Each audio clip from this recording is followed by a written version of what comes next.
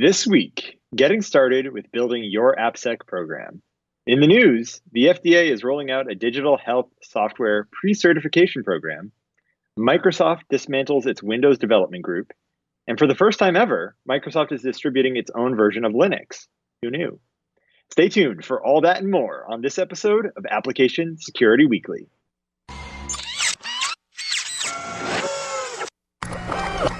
This is a Security Weekly production.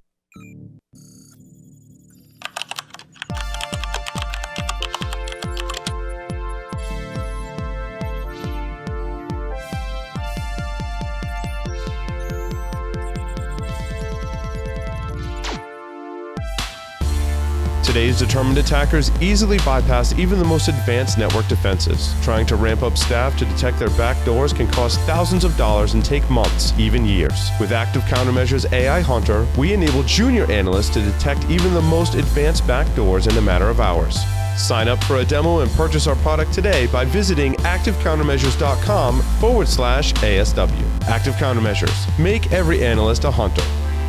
IT Pro TV, binge-worthy learning for IT teams. Why is it binge-worthy? It's learning presented in an engaging and entertaining talk show format that beats voice-over PowerPoint snooze fests. Watch over 3,300 hours of content in their on-demand library on your desktop, on the go, or in the comfort of your own living room. IT Pro TV is IT training you and your team actually want to watch, which means a better return on your learning investment. Get started with IT Pro TV for teams by visiting itpro.tv/Security Weekly and start a 7-day free trial and get 30% off standard or premium IT Pro TV memberships using the code SECWeekly30.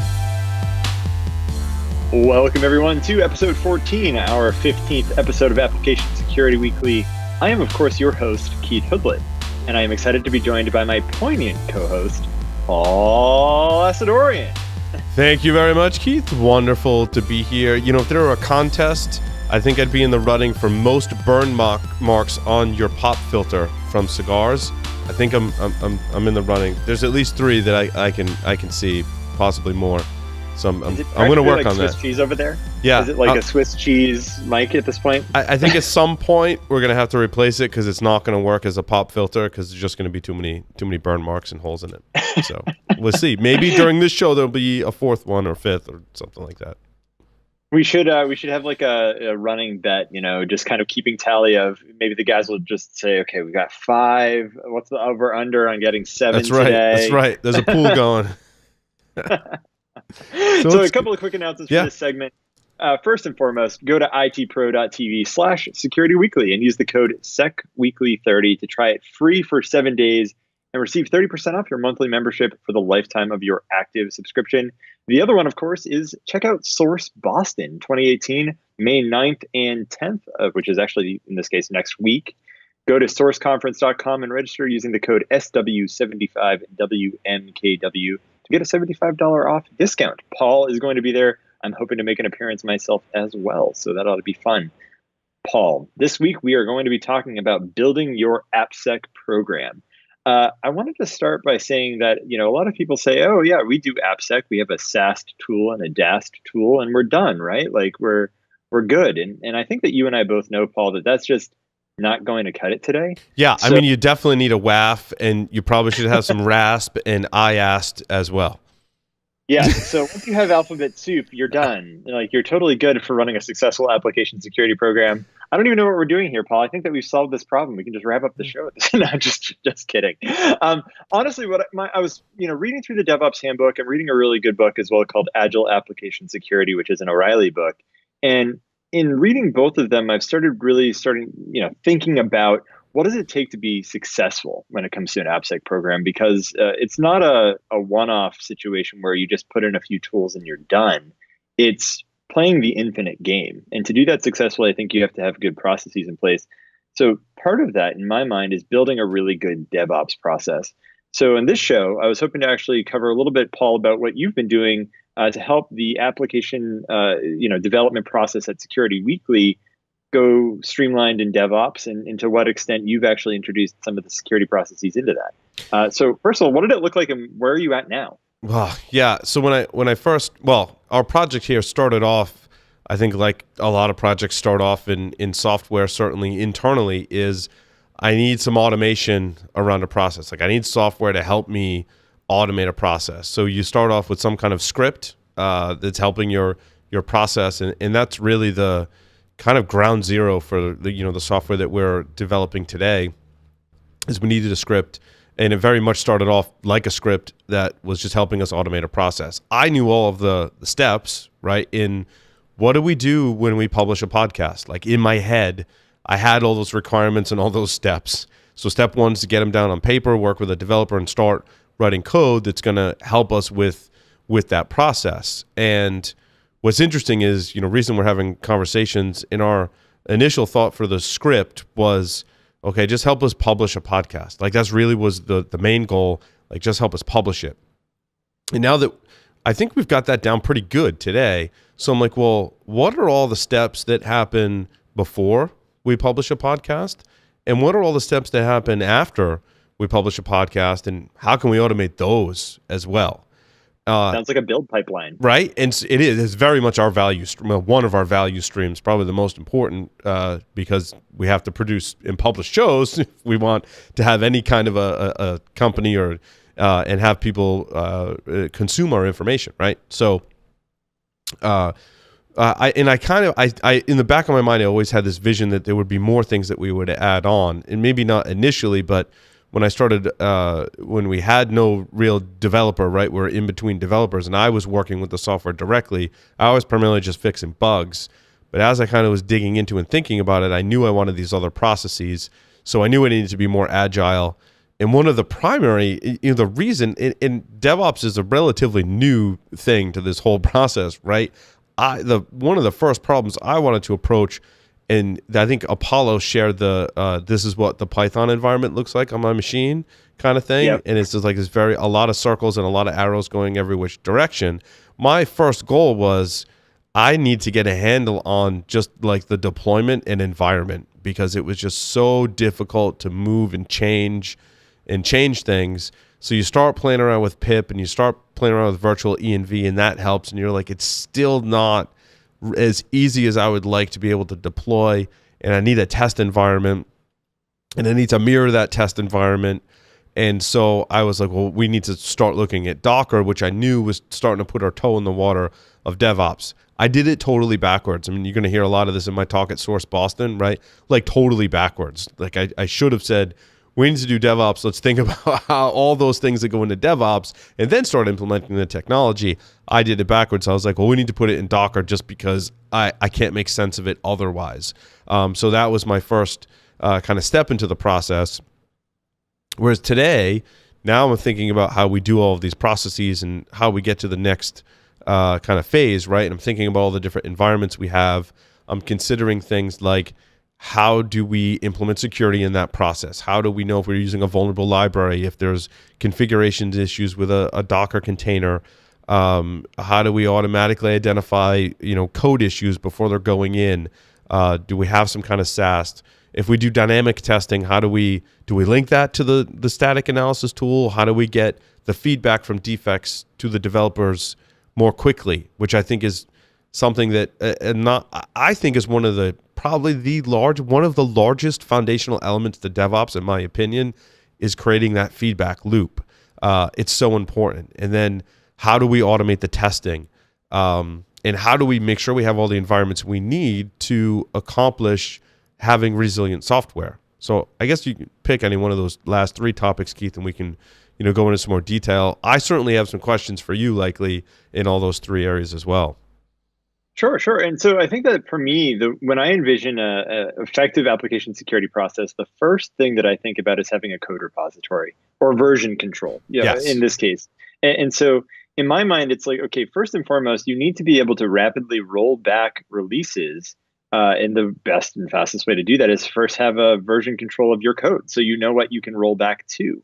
And then also, what's changed at that point. And so in my mind, I think that for what you've done, Paul, it's awesome because you've actually kind of experimented and figured out what works well, what doesn't, and where you're going to start inserting things appropriately. For a lot of companies, though, depending on what they're developing, they may not use version control. And if they do use version control, then they might not use, like pre-configured or even configurizable or configurable, I should say, environments like Docker. Docker containers is a huge way to leverage a repeatable development process and a repeatable testing and a repeatable production environment if used well and configured well. So I guess maybe we should probably get started with talking a little bit about that, because I think that version control is somewhat straightforward. Go get GitLab or GitHub or some version of Git. I think at this point, certainly not SVN or anything else. And then from that point on, start using things like a static analysis tool to check your code before it's checked in. Well, even and think then before the that, environments Keith. are important. Well, even before that, Keith. Well, version control is important for a lot of reasons. If you don't have version control, it's really hard to have any kind of software development lifecycle without version control. So that obviously is Right. a requirement. One of the security issues that we've certainly pointed out on this show and that I've experienced is, how do you keep your secrets out of your version control processes? Yes. And it my sounds God, yeah. like a simple thing, but it's really not. And one of our upcoming sponsors is going to be Conjure, which was a CyberArk acquisition, now part of CyberArk. And there's a lot of different choices out there for how you manage your secrets. And like I said, it might seem pretty simple, but in practice, that's kind of tricky, how you get that implemented in such a way that it supports your development lifecycle, whatever that is. And so you don't want to, hold up releases for issues that, can be fixed or easily solved with technology and processes. And, that's just one area that I've found particularly challenging, is in your SDLC protecting your secrets. I think for me, the way that I've always done that effectively is I start whenever I do any project. I mean, absolutely anything that I'm working on. I always work with my git ignore file, and I always put like a secrets.sh or a secrets.txt as ignored straight away. Like that's the first thing that I do as part of a process for building. And then what I will from there do is put any sort of hard-coded passwords or passwords to, I don't know, databases or users or anything that I'm going to otherwise have as an environment variable in that file.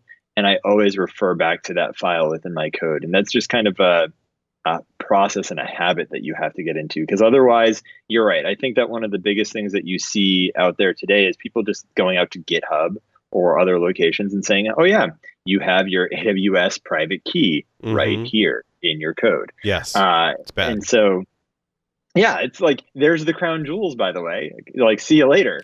Well, yeah, and when you're automating all this stuff, your various, it's not people that need it, it's your software components that need these secrets in order to do an automated build and do an automated deployment. This all has to be in here, and how you protect that, I think, is one of the bigger issues that isn't talked about enough in security today. And so I know that Diogo Monica has done actually a really good article on Dockerizing effectively your secrets to have them as a separate Docker container that all of your tooling then calls out to. So to that end, it's almost like a situation of, if you can effectively have one central configured repository for all of your secrets for a given application inside of that Docker container, it makes it easier to know that, okay, should put absolutely nothing in my main application from a secrets. Like, there isn't even a file for like secrets.sh or secrets.txt inside of this repository. It's all relying on this third-party security, like controlled and maintained bit of software that is going to host or hold all of this for me. So to that end, it's almost like it gives the opportunity for the security team to now take things like API keys, things like database passwords, for example, and access to those database passwords. And then from there, they can control it from the container level, right? So, okay, we have this container in production. You provide us the secrets that you need to have stored and maintained inside of there. We will provision it and make sure it's interoperable with your container for your application, and then call it a day. And that's probably, for a large organization, the best way to do that, because, let's face it, the biggest problem that you're going to find today with the development team is shadow IT or shadow development, right? So now suddenly you've got a dev team who has access to spin up as many Amazon instances as they want. So they throw up a quote unquote test instance of a database on S3, but they end up replicating some of their actual production database data to it for test purposes, right? And then they just didn't secure it.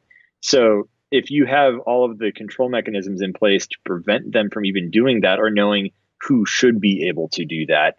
It allows you to properly control your environments and all of your provisioned databases, provisioned systems out on the cloud, because that's part of what makes DevOps effective, is the ability to quickly spin things up. But that's also part of what makes, quite frankly, DevOps dangerous, is you can do bad things faster, just as you can do good things faster and streamlined or organized as well. So, and one of the challenges is when you get into a really large shop is, how do you know that all your development teams are following the process? And that's scary, because typically the ones that aren't following the process, like, then you start to think about what their code looks like because they're not following the deployment practices, let alone like what are their coding practices. And discovering that is really hard when you start to do this at scale. How do you discover a team that's deploying an app? How do you know? How do you know? I think it's a totally different segment, probably. Like, how do you keep tabs on what software is being developed? What if they're not using version control? They're not using any of your QA processes. They're not using secrets management, but they're deploying an app. How do you go find that, and then how do you fix that problem? I think it's a totally separate discussion. It probably is, and I know that they do cover it in the DevOps handbook in terms of identifying almost like beachhead parts of your organization that you can work with to build out those processes and to kind of build a groundswell around support within the organization for those processes. So it's almost like a situation where you can quickly have those teams that have a lot of success with it, prove out the return on investment and prove out the success of the program that you've built. And then from there, you almost have like the CIO's office or the CTO's office that can start to identify, hey, that worked really well with this new thing that we were developing. That was so fast, and we got great feedback. And by the way, like, security wasn't in our way at all, which is, for most teams, I imagine that would probably be a surprise. And so then suddenly they're like, hey, we've got this rogue team, or this team that's been working with this 25-year-old product that doesn't do any of this stuff. Can you help them get faster?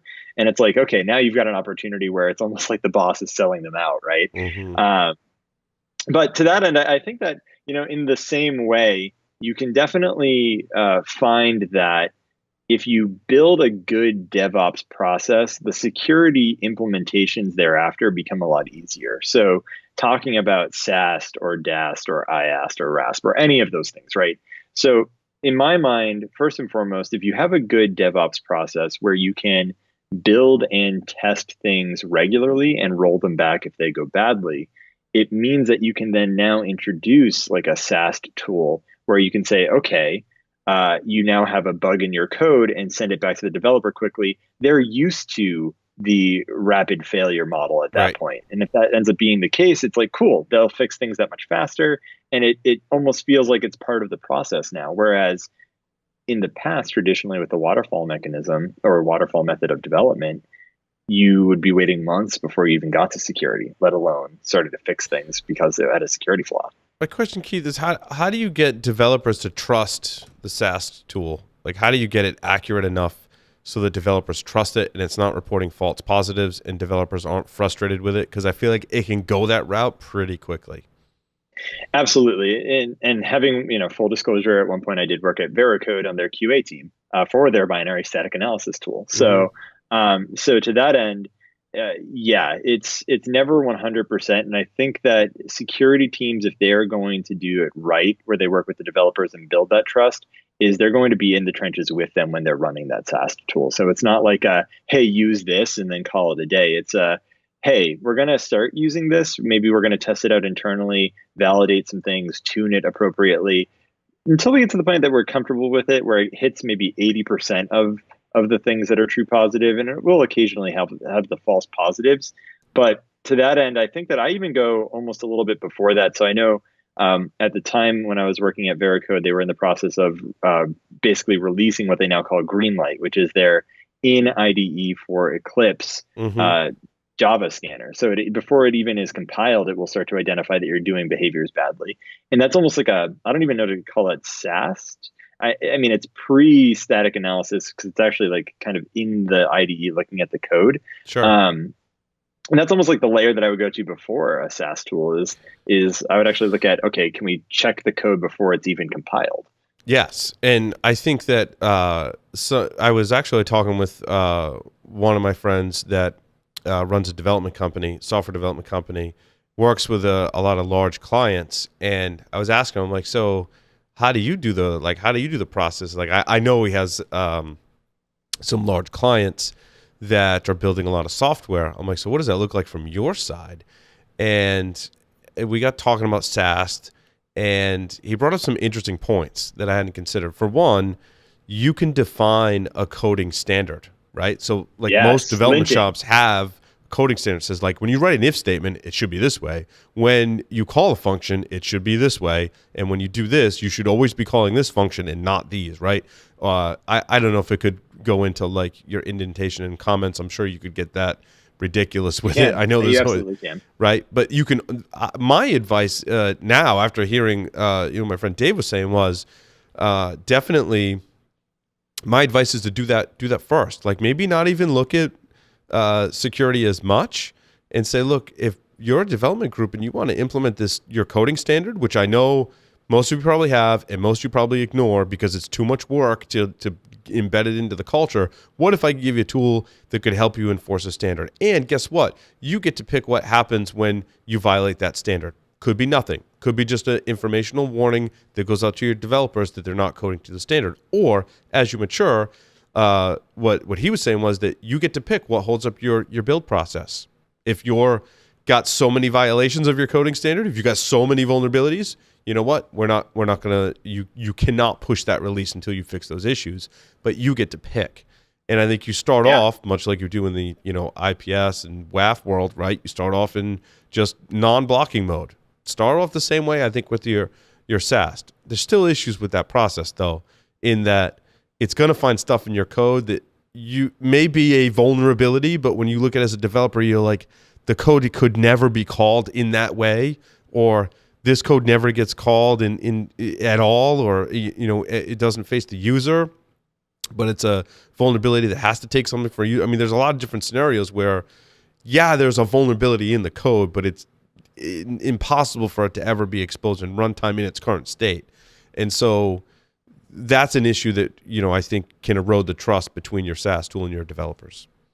And I think that you're absolutely right in hitting on the mechanism that you're referring to is called linting. So you see like ESLint is a very popular linter. There's like Python linting. And effectively what it does is it helps you to enforce certain standards or coding practices that you're leveraging. So to that end, there's actually a really good book called Clean Code. There's also a follow-on book called The Clean Coder. So the first is talking about making sure you have code that is readable, is understandable in the way that it functions and it processes will work inside of that code. And then the Clean Coder talks about like the professionalism of being a software developer. So that is an excellent book or series of books that I've personally enjoyed Also, myself and recommend. Microsoft Press Code Complete. Yes, absolutely. That's another one that's in the same vein as well. And so you're right. I think that starting with just making sure you have good coding practices can go a long way, because if suddenly they're not just calling, function X takes variable Y and then, performs these following tasks. It's like, what is function X? What is the purpose of function X? And why should it be doing, or why should it be receiving variable Y? And what is variable Y? Right. So part of that is just, good variable names and good function names and good commenting. And so if you can do those things successfully, it's going to cut down on identifying and remediating vulnerabilities that much faster. And oh, by the way, if you have version control, you know who wrote the code that went in there that caused those problems. So you know who to ask for documentation, which by the way is like the one thing that you'll never find. So maybe that's the other thing as well, is like implementing as part of your sprints as a Friday afternoon documentation fest. And it can save time. When I was a developer, I'd go to the senior developers and they'd do a code review. And that was my time and the senior developers' time to allow me to learn the standard and why I did things. If you can automate some of those processes, I think that's a huge win. It can save the developers time, which is awesome. Yeah, and quite frankly, there's a lot of standardized linting functionality out there. So I know that Google released one, I think, a few weeks ago for JavaScript. There's a number of different kind of publicly facing available linting standards that you can follow. So some it's like use 2 indentations versus 4 indentations. Simple things, right? Like even that is something that you can limit. So I do want to kind of shift gears at this point. I think that Paul will probably have a whole slew of like these episodes coming up Yeah. talking about building an effective AppSec program. But I did want to talk about a couple of learning and tools that I found this week that I thought were kind of awesome. So the first one is it's actually a book series that's available out on GitHub for free if you want to just copy the source code repository and use like a markdown previewer to read through it, called You Don't Know JS, as in JavaScript, not the other kind of JS, like our friend Jack.